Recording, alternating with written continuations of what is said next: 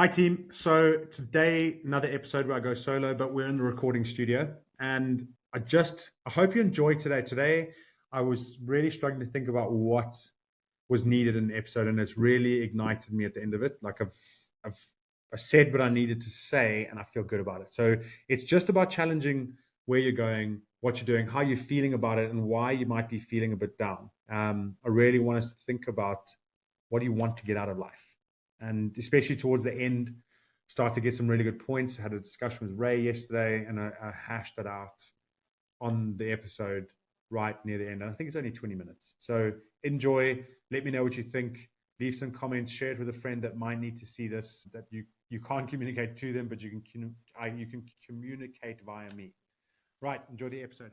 Welcome back to the Identity Human podcast with your host Don. Yes, it is Don. I'm going to get Ray back on here soon, but she is avoiding me like the plague, and actually, it's avoiding you like the plague. So, Ray, if you're watching this, people are going to come for you.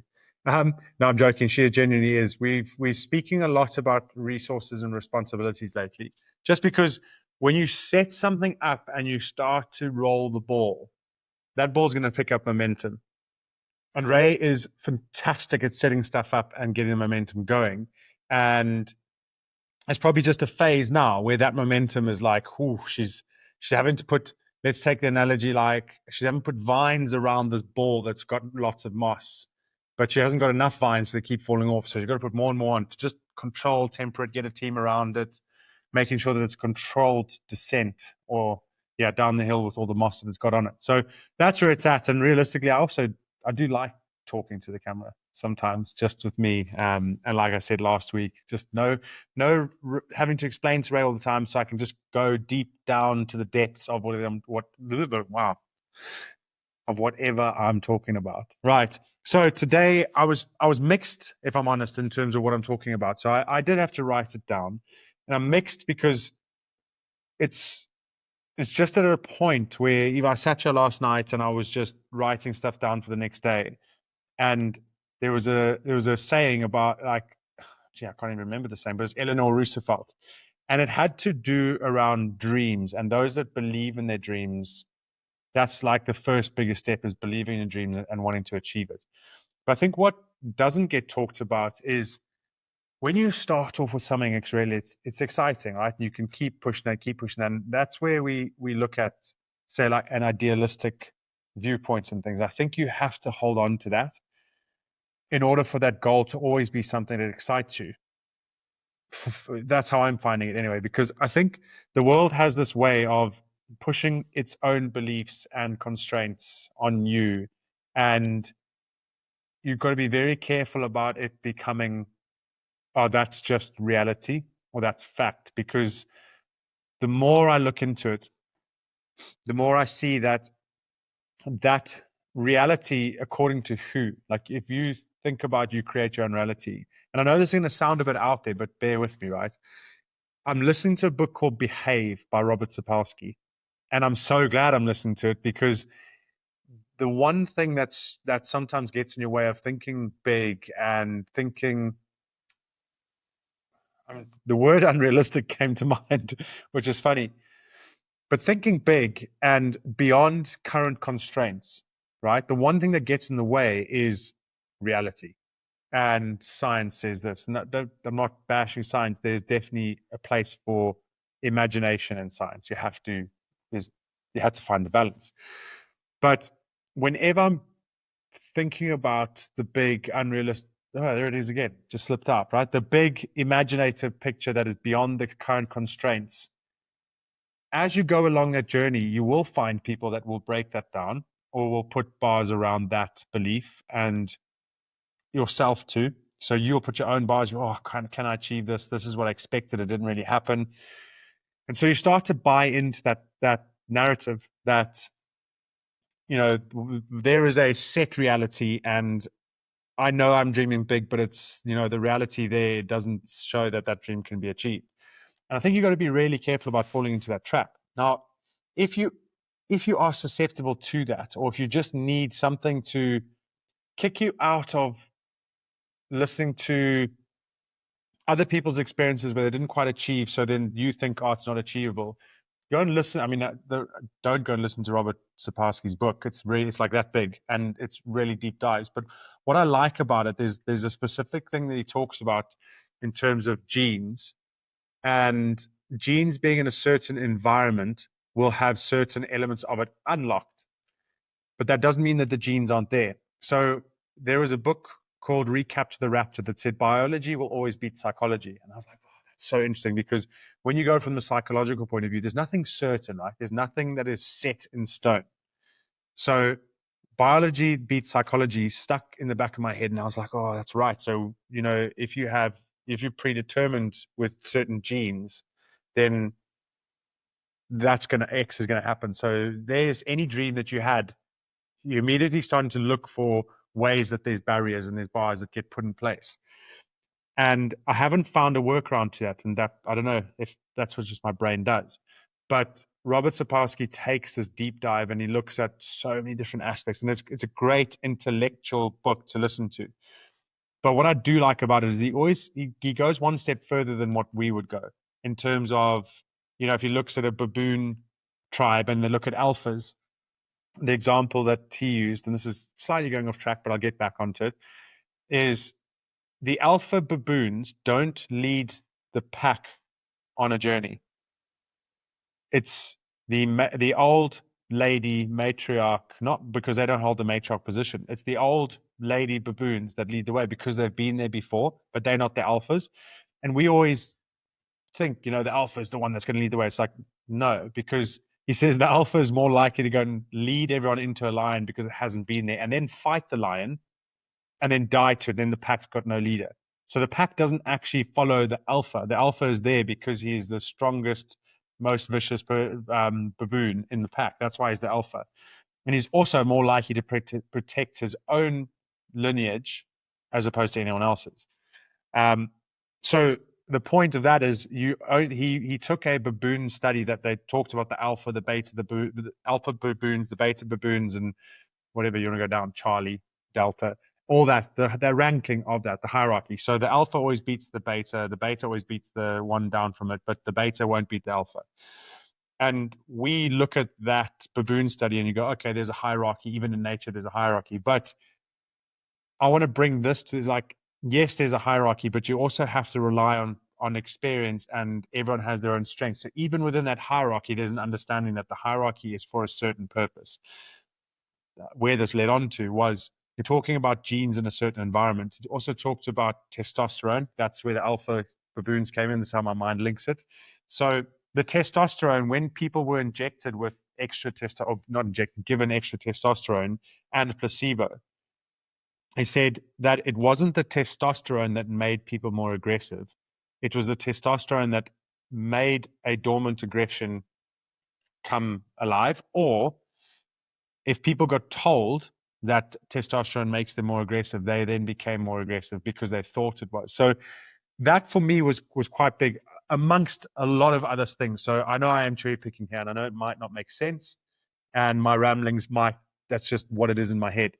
But the point is even where there's genes involved, it was showing that there is a massive element to how you think about things that unlocks those genes. So the reality, for example, my metaphor of you've got this big dream, but then there's realities. You can't do that because you can't, this is how it is, all that kind of stuff. Is that not only how it is because that's how we think and we've been taught and trained to think how it is?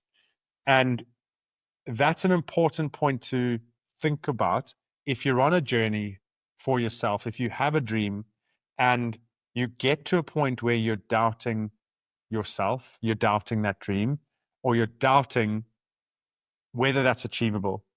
And remember, that's directly linked to the thoughts that you've got going on. And what are you reinforcing? Like if you're getting a failure and you go, oh, maybe this isn't, as soon as you start to introduce that doubt, is that then going to start to create the reality that you're trying to get to, or start to alter that reality you're trying to get to? So to summarize, I think the whole point of this is if you have a dream and you have something you want to go after, you have to hold on to how that dream excited you at the beginning before the so-called reality started to come at you from all different angles, whether it's your partner, life, business, associates, friends, colleagues, all the challenges that might come in and reinforce that you can't achieve that dream. It doesn't mean you got to foolishly go into the darkness and just keep walking through over cliffs and through thorny bushes and all that kind of stuff. You have to be clever about it. I think the point is don't lose sight of the thing that excited you at the beginning, because that's the thing that should be pushing you through to achieve whatever it is you want to achieve. And remember, that dream doesn't have to be global. It can be just a dream about how you can live.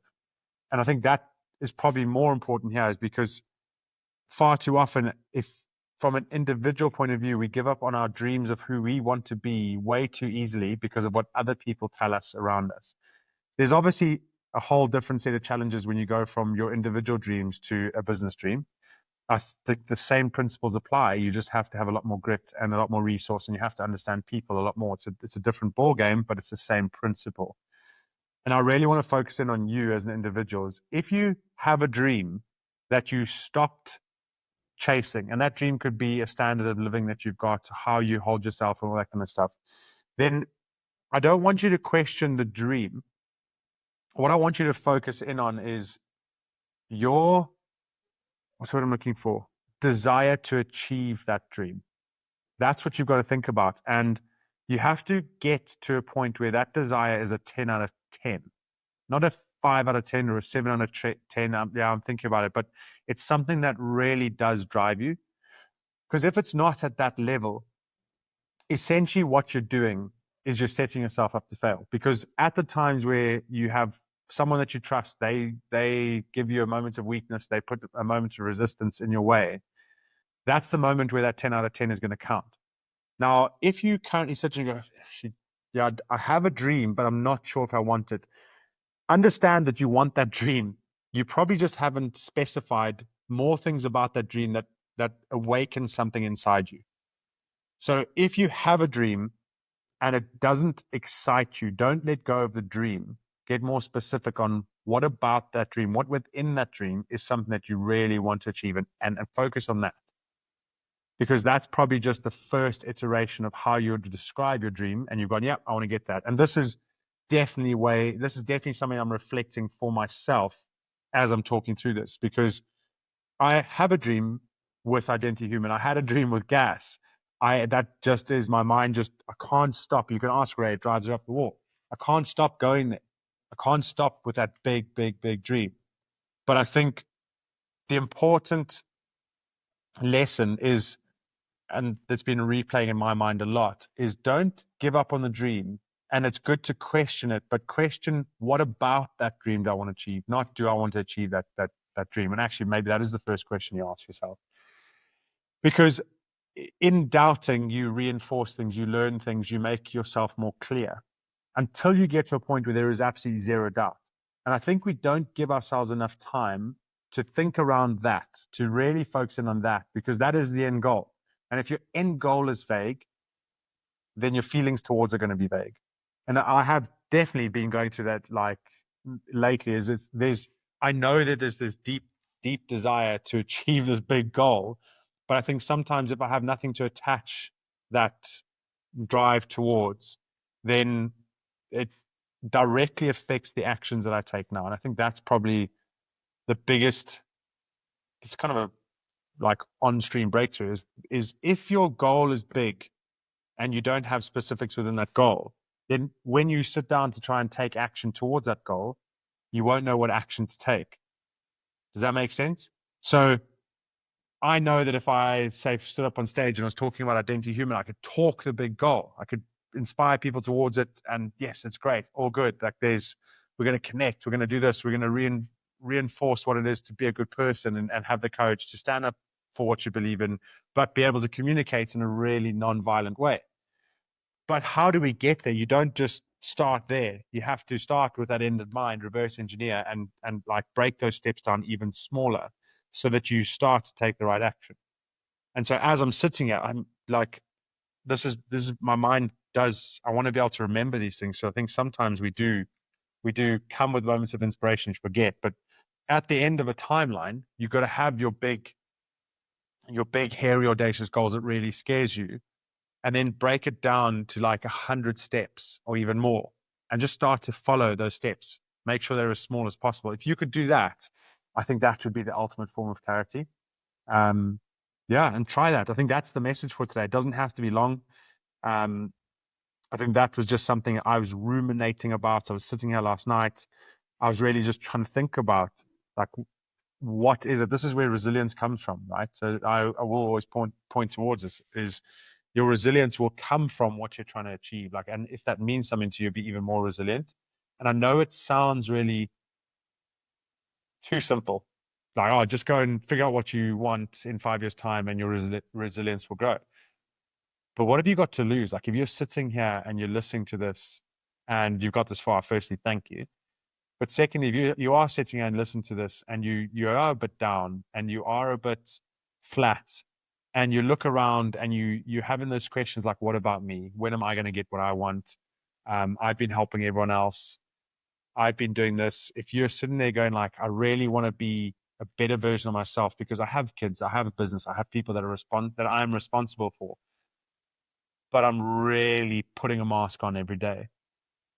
I think at that point, that's where you're still being resilient. You're still getting up and you're going, but I don't think we should be advocating to be able to get up and go all the time just because the feeling is not there. And I know a lot of the times we talk about, oh, it's not about motivation, it's about discipline, but there is another approach where we don't even consider those things. And that other approach is when you're thinking about and you love so much of what you're working towards, you don't need discipline, willpower, emotion, resilience, all these things that that have become like pop culture things to talk about. Let's grow our resilience. I don't need this. Like, that stuff, I promise you, does come naturally.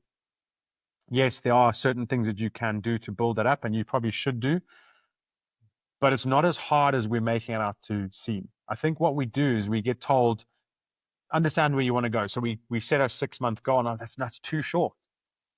And then you will get, and this is where the problem comes in. You've got some smart aleck, and if you are the smart aleck, listen to this, then you've said this before, that I'm going to challenge you, and you can challenge me back. That's fine.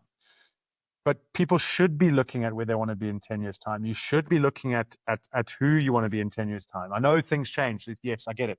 Things change. You can't predict it. But if that doesn't work for you and you're sitting here and just bobbing around, how's that working out for you?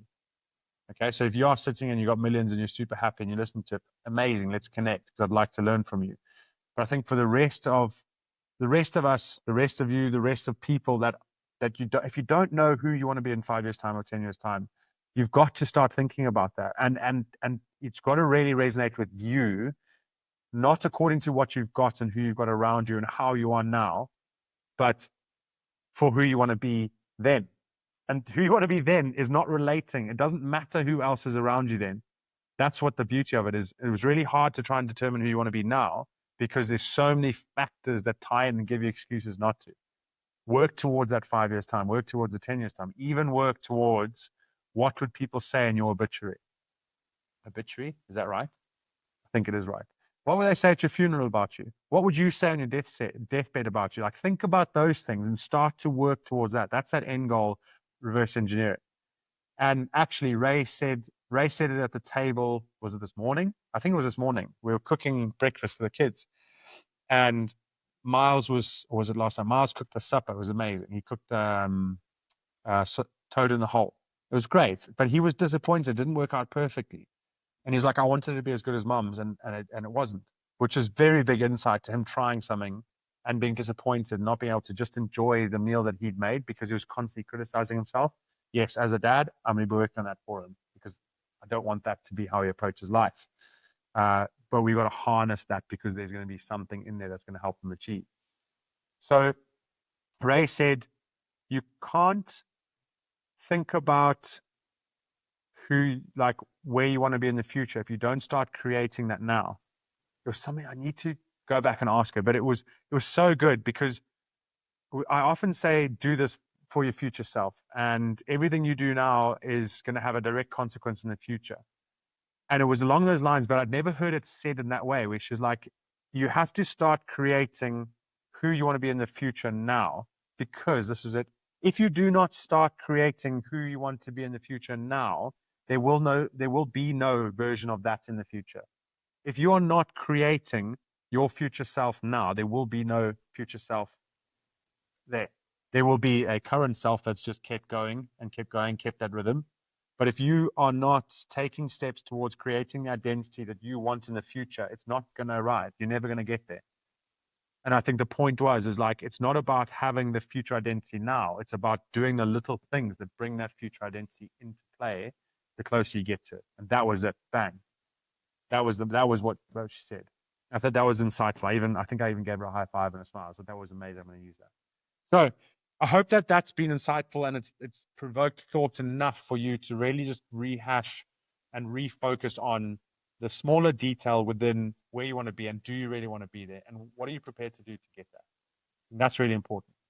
So you've made it near the end of the episode, and when we were doing the editing, we saw that for some reason the mic volume went down and down and down and down. And this last section that was supposed to be in literally goes to quiet. So you just see me talking. So what I've done is I'm just, again, keeping with the theme of making sure that it's not overproduced, that you see things as they go, so that you don't think that everything has to be perfect before you try something. So it did go on to talk about the 5-day challenge, the course that comes with it in the next 4 weeks, and just creating ripple effects and just being excited about life. So I'm just going to reiterate those very briefly, and I'm going to put this in here to say, remember, Ubuntu, we are who we are to others. So I'm going to work on me for you if you work on you for me. All right. Have a great week. And really, thank you very much for valuing yourself enough to watch the whole episode and valuing the contribution that we give by watching the whole episode. All right. Have a great week. Cheers.